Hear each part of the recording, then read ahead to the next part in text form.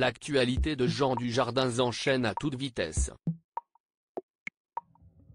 Alors qu'il vient à peine d'être nommé pour le trophée de meilleur acteur au César 2023 pour son rôle dans le film Novembre de Cédric Jiménez, l'acteur oscarisé est déjà en pleine promotion pour un autre long métrage, Sur les chemins noirs, de Denis Imbert.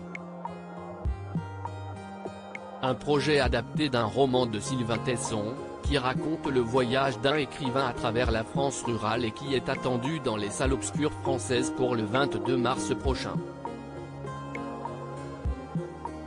L'acteur français de 50 ans y tient le premier rôle, et s'y est donc tout naturellement qu'il était présent à la projection en avant-première du film jeudi 26 janvier 2023. Celle-ci avait lieu au cinéma Pathé Gare du Sud à Nice et outre l'interprète d'Hubert Bonisseur de la basse dans la saga OSS 117, on a pu apercevoir Denis Imbert, le cinéaste qui a mis en image le projet, ainsi qu'un autre grand nom du cinéma français, François Cluzet, venu avec sa femme Nargis Falcoz pour l'occasion.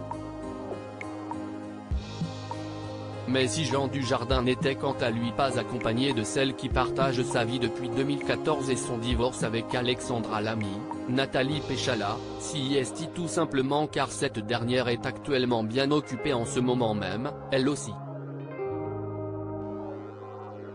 La mère de ses enfants Jeanne et Alice se trouve à plusieurs milliers de kilomètres de son amoureux.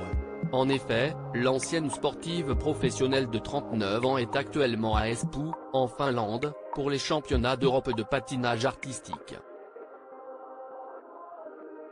Loin des yeux près du cœur si elle a elle-même remporté cette compétition à 2 reprises, en 2011 et en 2012, lorsqu'elle était encore danseuse sur glace professionnelle, s'y est aujourd'hui en tant que commentatrice et chroniqueuse pour la chaîne Eurosport qu'elle participe à cet événement international.